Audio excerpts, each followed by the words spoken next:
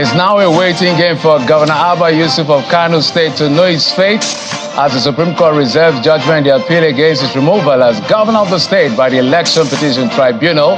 His counterpart in Bauchi, Bala Mohammed, also awaits for the outcome of the APC candidate's appeal against his victory.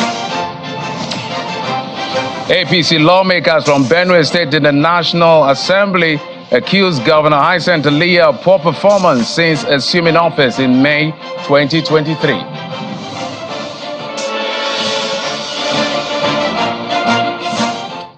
Hello and welcome to Politics Today, reaching you live from our global headquarters here in Lagos. I'm Jeffrey Uzoma, still sitting in for Seun Okimbaloye. I must say, compliment of the season, and we hope you're hanging in despite the economic challenges across the country, which will get our attention tonight on the program. But first, let's tell you that the Supreme Court has reserved judgment the appeal filed by Kano State Governor Abba Yusuf challenging the verdict of the Court of Appeal, which removed him out of office. The Court of Appeal had upheld the verdict of the tribunal, the five-member panel led by Justice John Okoro. The Supreme Court therefore reserved the judgment after parties adopted their brief of arguments after issues bordering on alleged electoral malpractice and compliance to the Electoral Act were raised.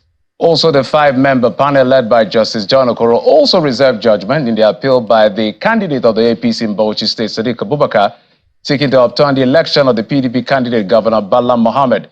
Counsel for the APC told the court to set aside the judgment of the Court of Appeal on the grounds that the tribunal failed to make a pronouncement on the invalid electoral document tendered as evidence before it.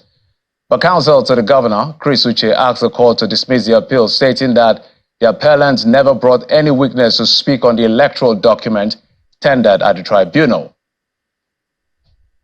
I believe in the integrity and the impartiality of the Nigerian judiciary. The judgment is reserved, and I am reserving my comment until after the judgment. Thank you very much.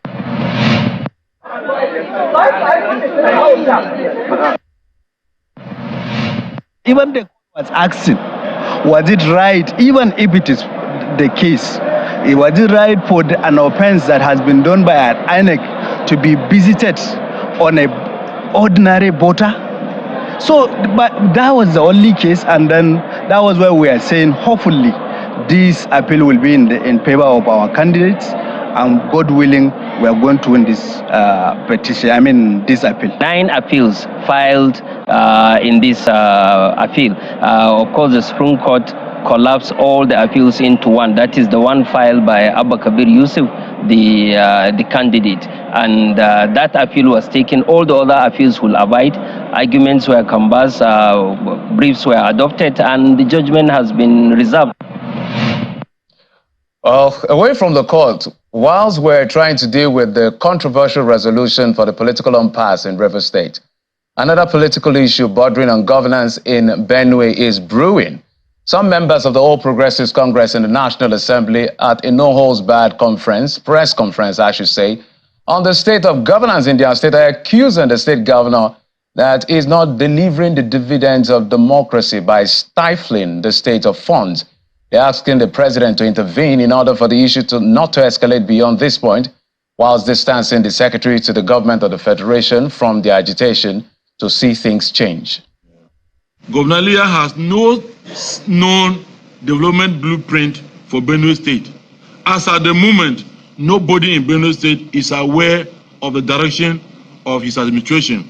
What he practices is personal rule, and this is replicated by the lopsided appointments he has made in the state so far, with his immediate Kuna community cornering all the positions in his government. The implications of this undemocratic rule in Benue State, the grave consequences of Governor Alia's personal rule is that the generality of APC members who are excluded and abandoned are beginning to lose faith in the APC-led administration in Benue State.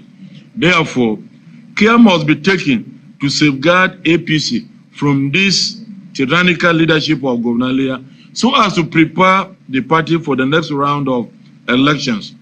By Governor Alia's undemocratic attitude, activities, and posture, the fortunes of APC in Benue State are fast declining. The governor hires fake crowd and moves around in the state capital, giving the impression that the people are with him. Whereas you all know that party politics in Nigeria is predicated on the shoulders of leaders from the world to the state, from the world to the local government to the states. Now, clearly, the political crisis is all over the place, but we're grateful that the country is together, and we are happy that things haven't escalated beyond the way they are in certain parts of the country. But the crisis in the oil-rich River State appears far from over, despite the president's brokered peace, which the truth in itself is not even the cause of yet another crisis. One of the people who claimed to have been present at the meeting alleged that the gathering was far from being one of an accord, but a dictation. A former commissioner for works, Mr. David Briggs, who is also a member of the River State Elders and Leaders Forum, who said he was at the meeting, alleged that it was one of intimidation. We are invited for a meeting, but that was not a meeting, because a meeting means opinion will be sought. There will be discussion between both parties and resolutions will be reached. But that is not what happened. What happened is that Mr. President walked in with a written resolution, addressed us, and declared that what he has in his hand is a presidential proclamation, a presidential directive, and at the point withdrew and emphasized the fact that he is the president of the Federal Republic of Nigeria.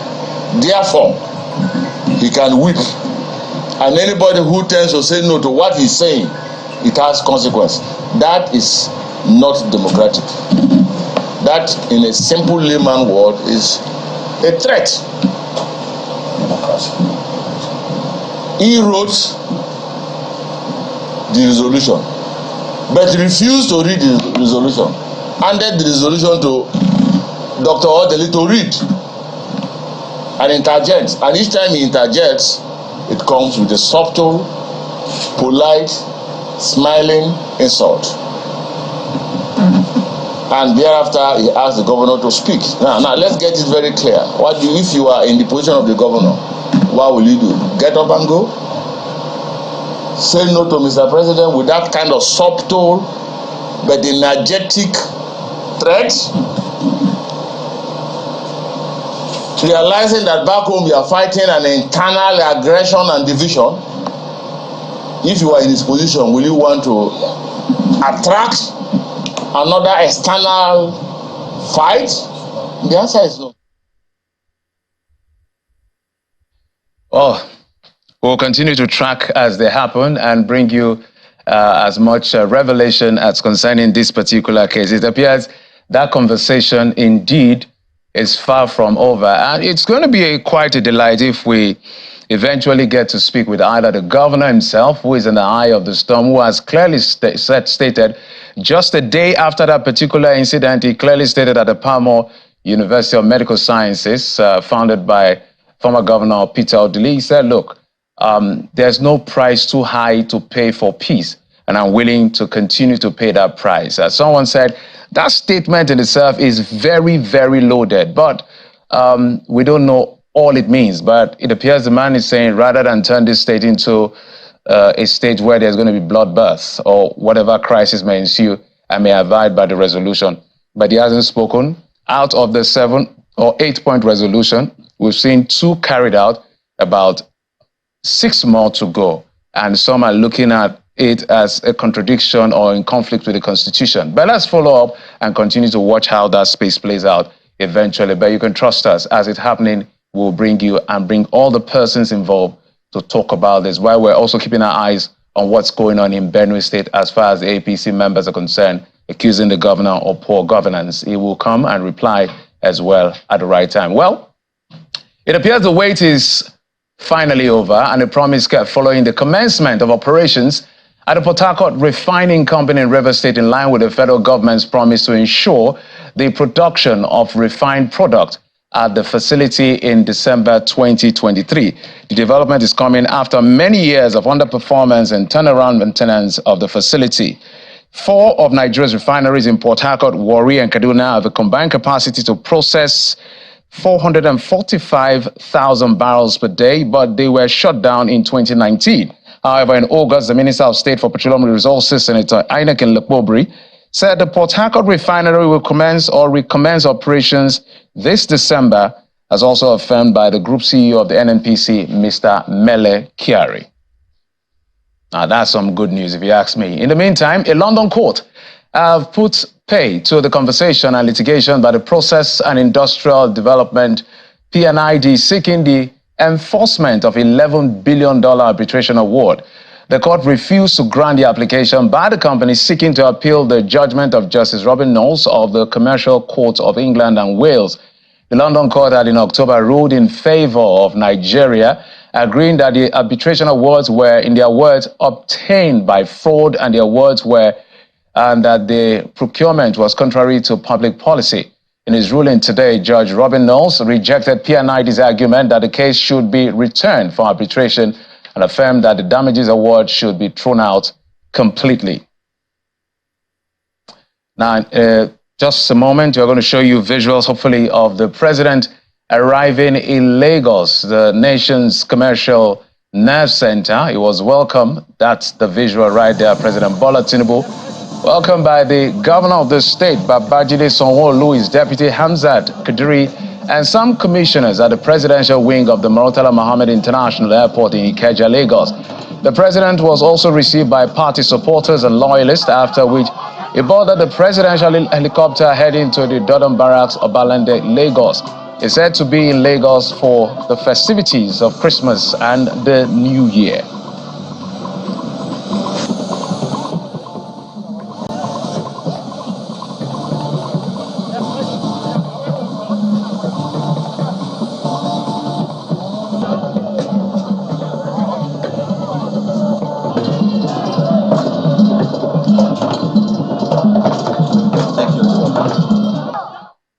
President Bola Tinubu back in Lagos, Nigeria. Before we get into our conversation today, let's bring you our political roundup stories.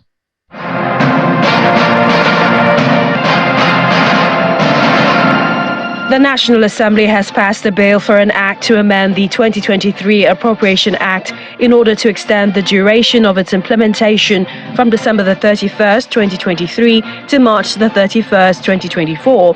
As well as a bill for an act to amend the 2023 Supplementary Appropriation Act in order to extend the implementation year from December the 31st, 2023 to March the 31st, 2024.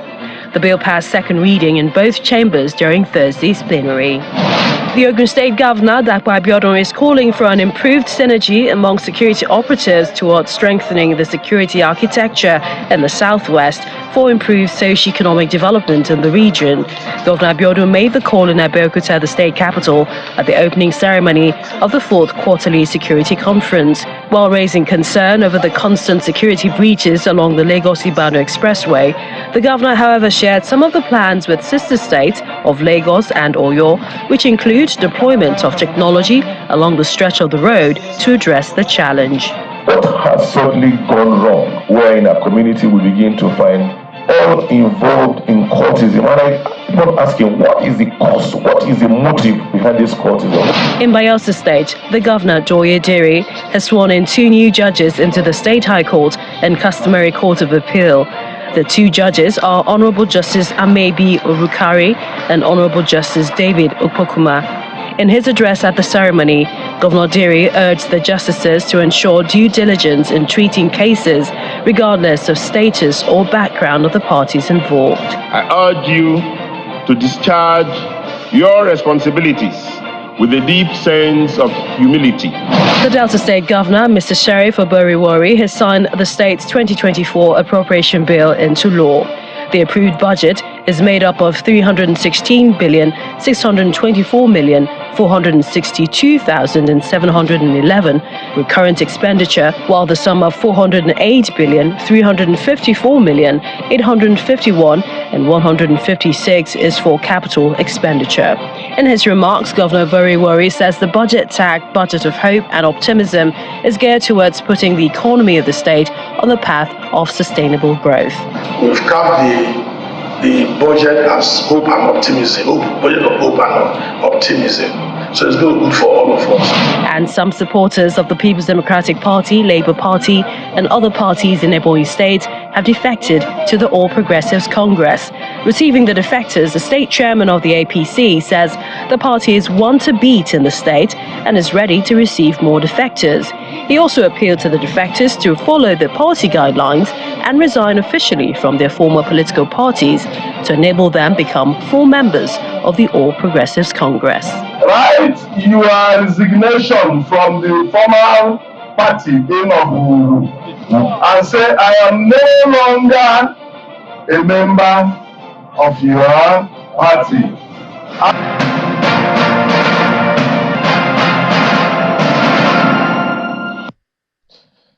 Welcome back. A lot is happening in the world of politics. Our responsibility, as I've always said, is to make sure we bring it to the fore and help you make sense of it at the end of the program. And today we're going to be talking about governance in Nigeria, zooming in into the welfare of the people of the country, how they've been faring since the inauguration of President Bola Tinubu, with its focus on the humanitarian ministry. I'm being joined in the program from our Abuja studio by the Minister for Humanitarian Affairs and Poverty Alleviation, Ms. Dr. Betta Edu. Dr. Betta, thank you so much for coming on the program. Thank you so much for having me. All right, let's begin like this. It's been like 4 months since you assumed office as minister in what I consider a repurposed Ministry of Humanitarian Affairs and Poverty Alleviation, because the name has now changed. I can't hear anything. No. Can you hear me? Dr. Betta, can you hear me? Yes, I can now. Oh, I lost absolutely. at some Can you point. hear me now? Yes, sure. Absolutely. I was saying that it's been like 4 months since you assumed office as minister in what I consider a repurposed Ministry of Humanitarian Affairs and Poverty Alleviation, because we know the name that it was before you came on board. Can you walk us through some of the quick wins that you recorded in the last, say, 4 months or so? Some of your successes. Let's begin from there. So first, like you very clearly stated, President Bola Ahmed Tinubu is committed to saying that he can, as much as possible, reduce the number of people who are living below poverty line in Nigeria. He repurposed and he expanded the mandate of the Ministry of Humanitarian Affairs and Poverty Alleviation to ensure that it covers poverty, which is one of the 8-point agenda of his renewed Hope government. President Bola Ahmed Tinubu, of course, hit the ground running even before the ministry was repurposed by ensuring that he gave relief to state governments following the immediate shock from the removal of the fuel subsidy. But of course, when we were inaugurated, he gave a marching order saying that Nigerians indeed need to have that relief and everyone must really hit the ground running and ensure that they reach out to a nation which truly needs government to look into its welfare. Of course, we had had several achievements within the about 120 days which we have been in government. President Bola Ahmed Tinubu was able to start off by looking through the needs of the humanitarian areas where they are deeply affected, like we have them in Borno, in Niger, in Adamawa, Yobe, Benue State, which is almost like a humanitarian capital right now. We've had visits to all of these places and interventions in all of these states, which I've mentioned. Beyond this, the President Bola Ahmed Tinubu flagged off a very, very ambitious, in fact, the first of its kind, of social protection in Africa, where 15 million households would be covered by conditional cash transfer. On the 1st of October, he went ahead to expand this. Initially, it was just supposed to be a one-off payment of 25,000 naira, but he expanded it to say we would give 25,000 naira for 3 months, and immediately ordered that we go out into the field and clean up the social register to be sure that these are real people, these are poor people, and these are people that should be benefiting from the social register and from all the social protection interventions. We did that cleanup, and of course, out of 15 million, we lost about 4.8 million people out of that social register because we could not have an in-person verification for them. They were taken off the register, and we have started the new expansion of the social register so that we can get the 15 million people who will be paid. But in the meantime, payments have started to those who have already been on the register. They have been verified by in-person verification. They have their names and they have their BVN, and we know where they stay, we know who they are, and they fit into the criteria for what we are paying them for. And we have so far paid about 3.5 million Nigerians 25,000 naira each. Of course, we are out on the field and covering another 4.5 in the next 1 week.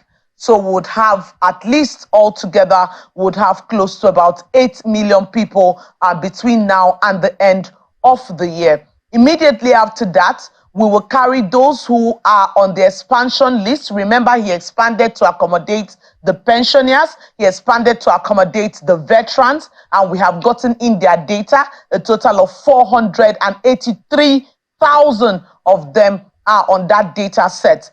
They are presently undergoing their in-person verification, because if we cannot verify who you are, where you are, and that you belong to the poverty, below the poverty line, you are not qualified to be on that social register. It's a very rigorous process, and the president is fully behind it because he wants the true people to benefit from it. But like I said, this is the biggest of its kind in the history of Africa, where 15 million households will be covered by a social protection intervention. Beyond this, we have flagged off the shelter. We've laid the foundation for shelter for the poor, internally displaced persons and refugees. We've built 2 samples. One is a 1-bedroom flat, and the second one is a 2-bedroom flat, and the building of 40 houses for internally displaced persons have started already in Benue. As we speak right now, they are on site, and we hope to complete that in 3 months. All right, if I'm a button, Betta, if you can hear me. JEEP program. Yeah, if I'm a button, I'm gonna give you time again to reel out some of these quick wins and successes you've recorded. And I know you talked about quite novel in terms of the size and the magnitude of what the government has done. But the truth is that some people believe that President Muhammadu Buhari fell short, according to data and the vision of lifting 100 million people out of poverty. As a matter of fact, multi-dimensionally poor people, as you know, by the MBS data, stands at 133 million as the last time I saw it. And looking at what they consider the bold reforms of the president, more people are sinking in, looking at how the dollar was, the naira was devalued, and the removal of fuel subsidy. Now, besides what you've done, what is the ministry looking at innovatively? Because I'm going to go to that register precisely in a moment, but I want to start from another angle. Innovatively, something totally different. I know you've mentioned one. Maybe you can give me like 2-3 more things that innovatively would change the course of social welfare and social justice in Nigeria. Because at the core of it, all of this you've mentioned, people sometimes sit at home and say, oh, she's saying they've sent this money, they've sent that money. Where are the people? So what is innovatively different that you're doing that has not been done? So first, in terms of intervention, we have innovative programs which are coming on board, and the first one would be launched in January by Mr. President, and that's called the End Hunger Intervention. And it has 3 aspects to it. the vendors who will be preparing cooked meals, 1 billion cooked meals for Nigerians every single day. We have the second aspect, which is the raw food ration. And then, of course, we have the third aspect, which is the support, the fertilizers, which are to support poor farmers, poor rural farmers to provide the food. And then, of course, this will be offtaken by the vendors who will prepare the food and then serve them to the general public. So it's a cycle of trying to empower people. Of course, another innovation is the shelter, or the low-cost shelter, which has already started, has been flagged off in Bedware, and the first set of 40 buildings will be ready in about 2 months. We have another innovation, which is the Grow Nigeria, and that is to empower rural women, where we'll be getting them to plant trees in support of the climate change and how we can help to avert all the challenges that come with climate change, including the regular flooding that we're seeing in Nigeria. But at the same time, we are empowering the rural women. We have the rural vocational skills, which have started in Sokoto, and of course in other places in the north, and would also be flagging off in the south next year. So these are new programs which are on board. But again, in November, we flagged off the Jeep program, which is the market money, and that is in process right now. And then, of course, beyond that, we're able to equally carry out several other programs like the GVG, which is the Grant for Vulnerable Groups. What is totally different is the rigorous process through which individuals who are beneficiaries are being selected. We try our best to see that there's no exclusion, because sometimes when you bring up policies, it's easy to exclude the poorest of the poor. And then beyond this, we put a lot of emphasis on women and those in rural areas. Beyond that, of course, the disability is really top on our list right now. We're doing a lot of empowerment program for persons who are disabled across the country. So there is, I don't want to call it a tricky question. Now, the World Bank in September 2022 puts the poverty line at $2.15, I think, based on the 2020 PPP known as the Purchasing Power Parity, replacing what was there in 2017 based on that PPP, which was on 195 benchmark. Now, you juxtapose that with our 2023 December exchange rate. I think I looked up the exchange rate. The official numbers, I think, is 906 or 9 something. And then the parallel market, of course, over 1,000. So sometimes we used to quote this below poverty line of 195, 195, 195. Now, if you have 195, it looks like you're quite privileged almost because of the exchange rate. So is there a way that the ministry is looking at repurposing, since you've been repurposed, redefining that so that it really captures those that are necessarily, that are supposed to be in the register, that are supposed to be met by these interventions of government? I don't know, you get my drift. So some of the criteria for persons getting on the National Social Register has been actually amended in recent times in line with the realities on ground. And we are also looking at multidimensional poverty. So someone can be described to be poor because they do not have a shelter over them. And so if you look at our interventions and our programs that we get the names from the beneficiary register, these programs are targeted at the various multi-dimensional poverty criteria. And that's what we are using right now. We're not going with the old checklist, but we have a new checklist which includes both employment, housing, education, that's the literacy level, of course, the amount of monies available to individuals in the household, and of course, the entire household, if they have any skills, if they're working, where they live, and amongst other indices that are used to check if they belong to the lowest quintile in society. It's a very, very rigorous process, and the president has insisted on that process to be done because he does not want all of these programs to hold without the right impact on the grassroots. So we're going to dig deep into this. I'm happy you've been hammering on this rigorous process, and I deliberately am stalling to get some facts right before we get to this rigorous process, because Nigerians across the country and around the world are watching this particular show to find out exactly what the ministry is doing to ensure that social justice reaches everybody that needs it. Inflation has almost increased by 6%. I think exactly 5.7% between, say, May, when it was 22.4. I think the last one in November, we have it at 28.2. Now, people are literally losing it in this country. Companies have left. Some companies, big companies like, GSK, Sanofi, and all of that have left. FG's stopgap intervention appears maybe not being able, it can't cut it.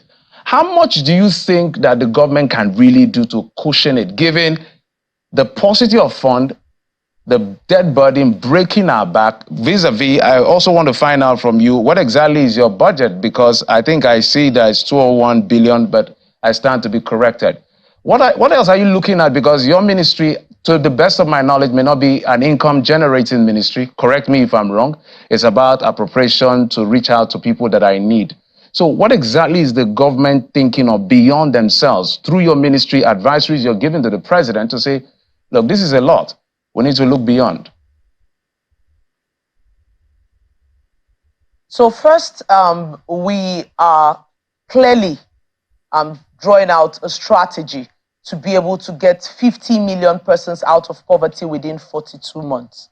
Now, can you say that again? Is not just going to be only the job of my ministry to do.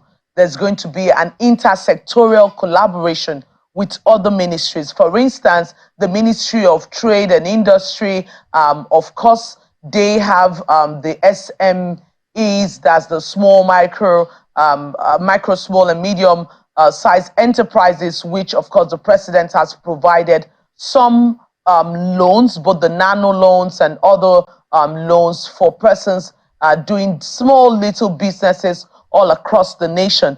They too, in one way or the other, are supporting to lift people out of poverty. Government is very, very intentional. In fact, President Bola Ahmed Tinubu, of course, like you know, is a man of the people and one who cares a lot about those who are poor, vulnerable in society. And he does all within his powers to see how he can really take off that pain from Nigerians. A few hours ago, I'm sure you heard when he said that those who will be going for the Xmas period, he'll do his best to see how he can subsidize even the transportation for them to get home for Xmas and come back. So there are different strategies, and we're working with international partners as well as the World Bank. All of those strategies, it will take a whole lot of your time today if I want to take you through them. But what is at the back of our minds is that 50 million people will be pulled out of poverty in 42 months. And at the same time, we must have very strong inclusion criteria that do not leave anyone behind. Beyond that, we must be able to adapt to the context for which we are intervening. Those are generally guidelines that have led us through the strategic process. We have a strategy document with two teams. One is the humanitarian team, and the second one is the poverty alleviation team. And then, of course, like you know very well, the Federal Executive Council approved recently the Humanitarian and Poverty Alleviation Trust Fund, which is expected to provide flexible form of financing beyond the budget that will address the needs of Nigerians. Okay, there's a lot to go through, so I'm going to be coming in and out to ask you this question, because at the end of the day, nobody's going to reward your ministry or the federal government or President Bola Tinubu for effort. They will reward him for results, in spite of how well the intentions are. That's the truth on how things are done at the end of the day, which is why these straight questions are necessary. If I listen to you, you're saying that 42 million in about, correct me, 42 million people in about less than 4 years. Am I correct? 50 million 50 people million. In his first 50 million in about less than 4 years. That's 42 months, about. Yes, you are. 3.5 years, Abby? Yes, thereabout. Okay, so by what parameter will you say These 50 million people no longer live in poverty because the intervention sometimes looks like stopgap rather than something sustainable. I want you to correct me if I'm wrong. And I asked another question, but I maybe forgot it. How much is your budget in the 2024 appropriation bill? So the proposal which was put before the National Assembly has all the entire humanitarian sector, which have its agencies, and then of course the ministry. It's in the envelope of about 500 billion. However, that's a proposal before the National Assembly. We are hopeful that when it goes through the process, the budget process, which is ongoing right now, things might look better for the budget and of the ministry and its agencies, and of course for Nigerians by extension. Now, I would like to take your first question again. The first question before the issue of the budget, I was saying that you had proposed, the government is proposing multi-sectorally that 50 million people will be lifted out of poverty, or if that's a term you use, and you calculated it by, is it 42 months, which is about 3.5 years.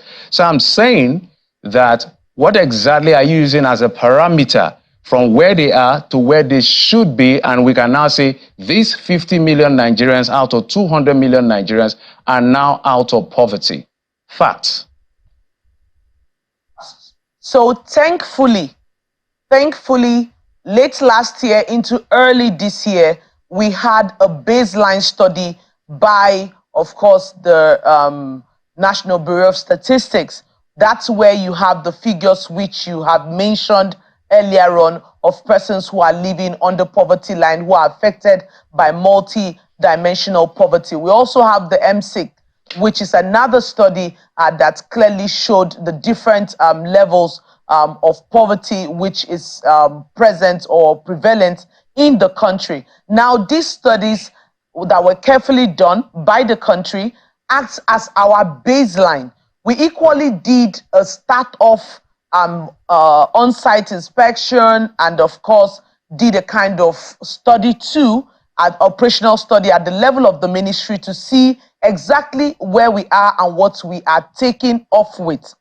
Now, at the end of 3 years, we are going to run another study which will tell us if indeed 50 million people have been pulled out of poverty. Remember, it's very important for us, while we are trying to pull people out of poverty, we need to expand the national social safety net to ensure that people who are at borderline do not fall into the poverty while you're trying to pull some out of the poverty. So all of these are studies which are ongoing, some operational, and of course some will be at the end of our interventions after the first 3 years to see how far we've gone and what we need to do differently. Another very important strategy which we have been singing is the fact that we must have durable solution. So if somebody doesn't have shelter, it's not enough to put them into a shelter, right? You're building a befitting building, or having them build as community befitting buildings for themselves, for their households, and at the same time, you're providing livelihood and skills so that they can be able to sustain themselves when they live in these households. So this is why we have the various programs and interventions, but we are providing durable solutions, not one-off or on-the-spot temporal interventions. All right, Betta, thank you so much. We'll get all your thoughts, but we're going to go on a quick break. When we come back after this break, this very rigorous process she's been talking about, we're going to dig deep into that conditional cash transfer and the social safety net, as well as all the registers we're talking about, and some very strong response to things that Nigerians have been asking. We'll bring you that detail when we come back. She's still in the studio with us. Join us again.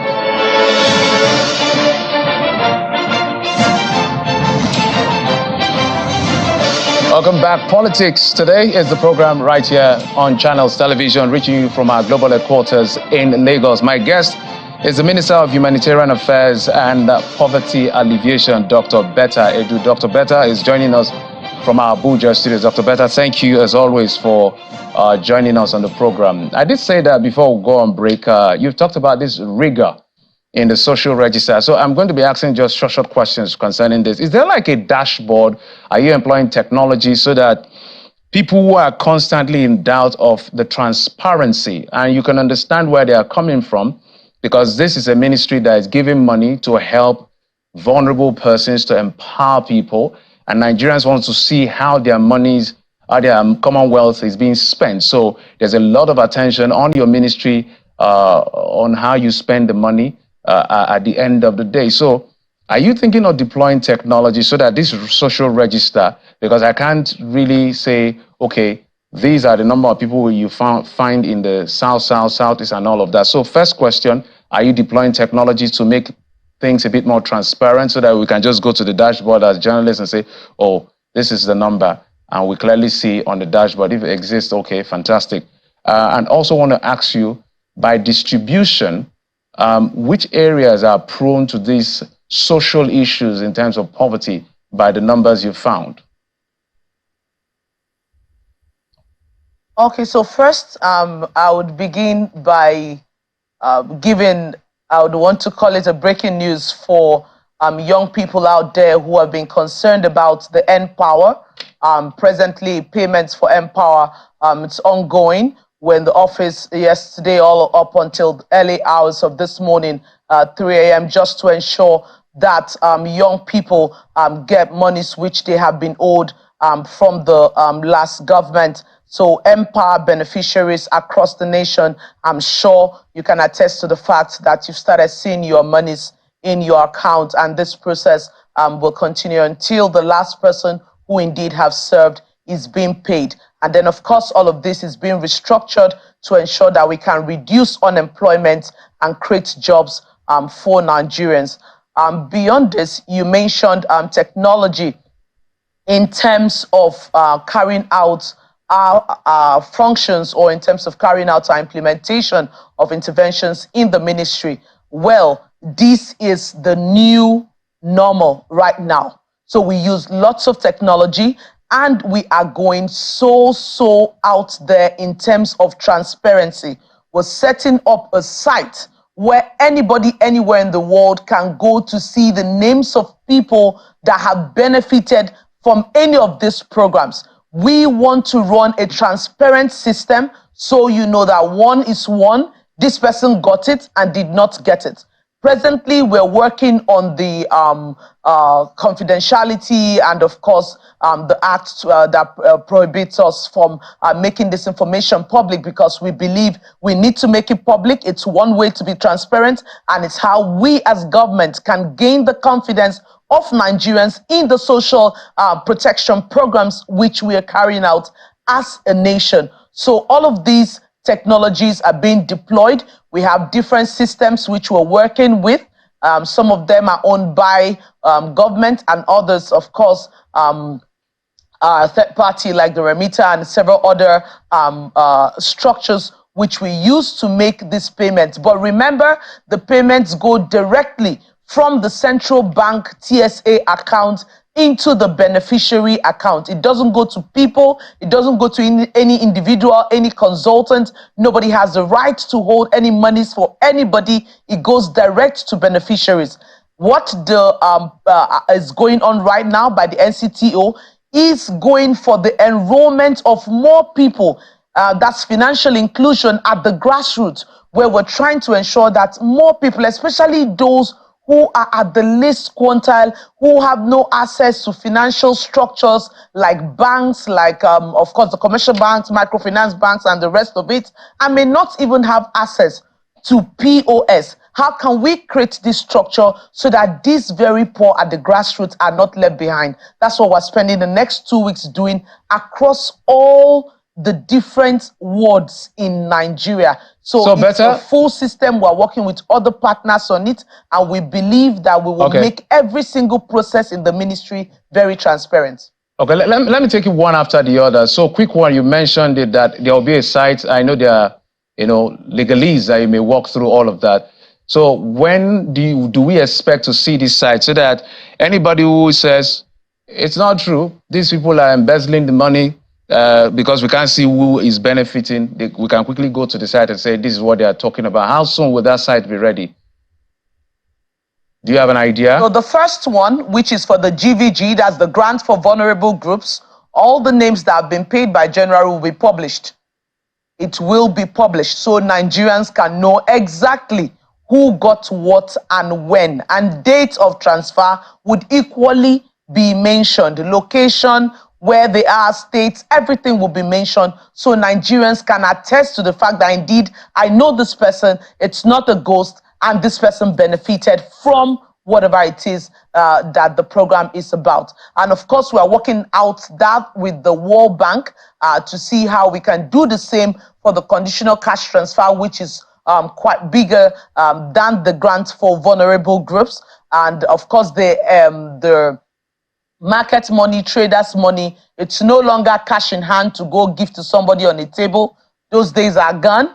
Right now, we go to the market, open the accounts for them at the market, and then, of course, pay it into the accounts, give them the cards, and then provide POS in the market. These are structures which the bank will provide free of charge. So Nigeria is not paying for it. They provide the POS within the market, and which empowers yet another person, but people can have access to their funds to put into their businesses. So all of this information will be out for Nigerians to also verify. President Bola Ahmed Tinubu is really, really committed to doing it. Honorable Minister, if I may butt in, please. I did hear you say that the NPAR has been reactivated.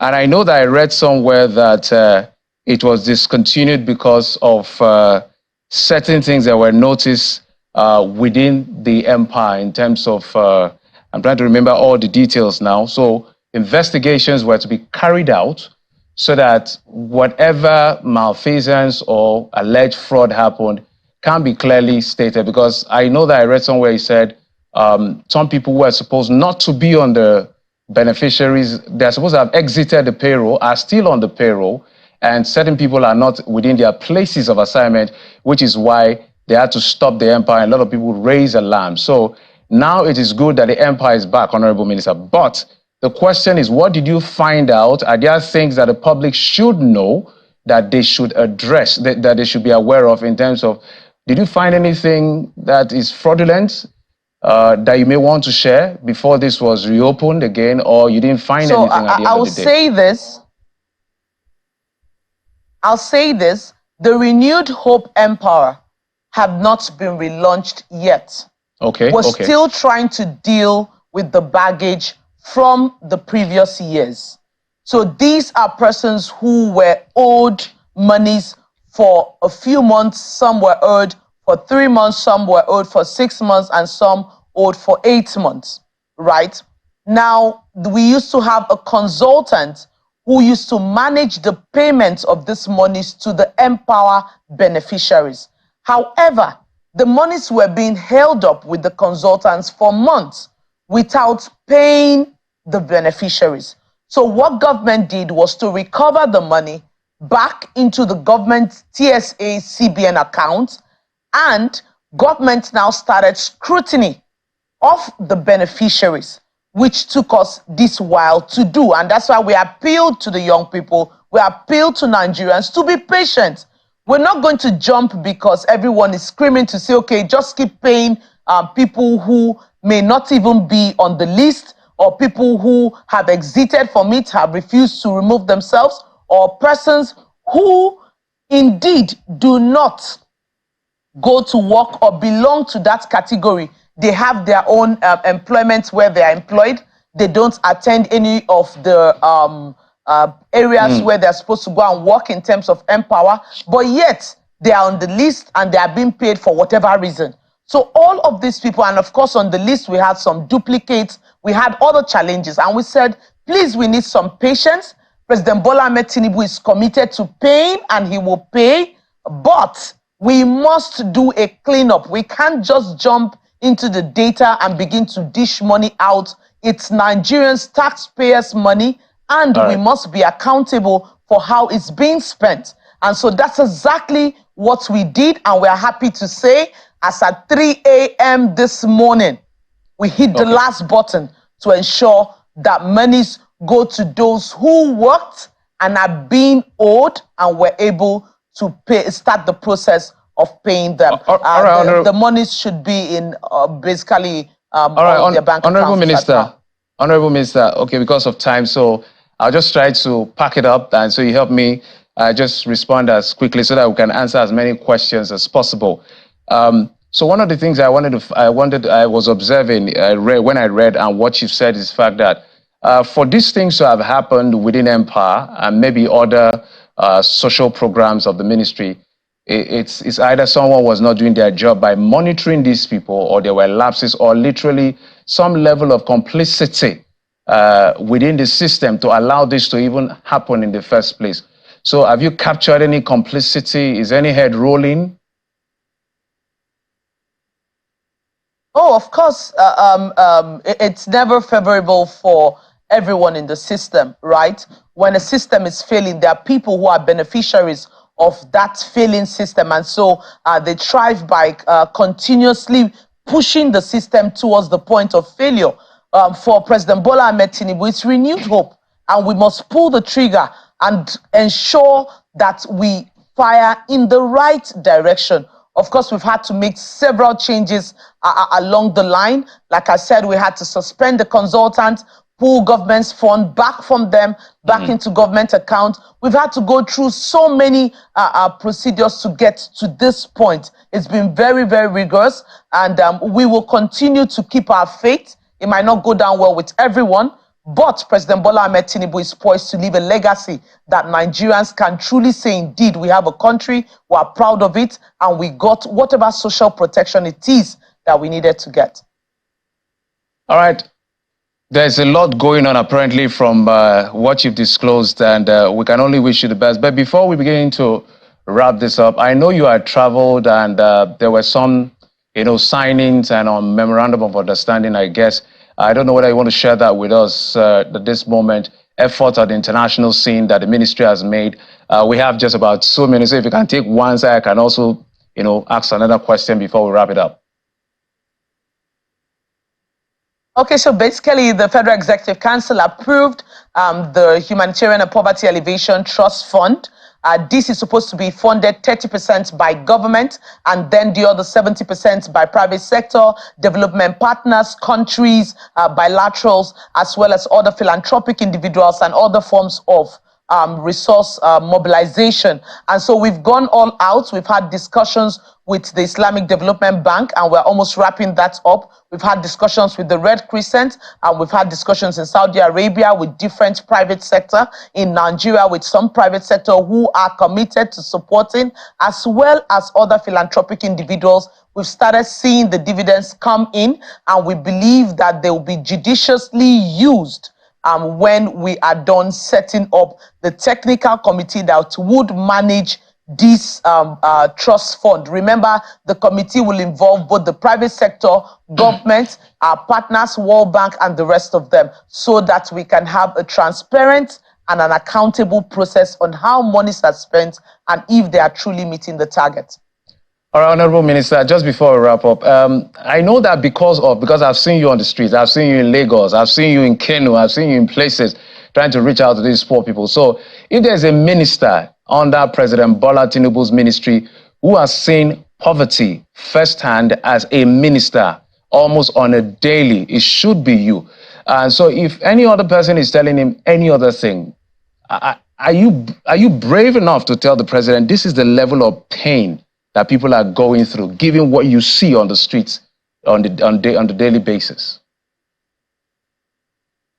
I'll give you a shocker. President Bola Ahmed Tinubu knows, and he is fully interested in ensuring that he alleviates this poverty. I have briefings with him almost every other day. I explain to him what I meet on the field. I give him live pictures, videos. I've made presentations to him, and he's fully aware of the pains. And that's why every single day, every opportunity he has, he continues to push to see how he can give relief to Nigerians, no matter how little. Honorable Minister for Humanitarian Affairs and Poverty alleviation. I want to thank you for coming on the program. You're one of the young persons that the president promised to bring on board, and he has brought on board. And I'm sure every young person is rooting for you so that you will succeed, because if you succeed, all young people have succeeded. So I'm sure they are praying for you to succeed. So again, congratulations. I don't think I've said that to you on your appointment. And now you have this responsibility. It's a solemn one to the vulnerable. So we want to thank you so much for coming on the program. And we'll always call on you to answer questions that bother on people's welfare on the daily. Thank you, Honorable Minister. Thank you for having me. All right, Minister for Humanitarian Affairs and Poverty Alleviation. And that will do it for today on the program. Thank you for your time and, of course, your usual company. I'm Jeffrey Uzama. God bless Nigeria.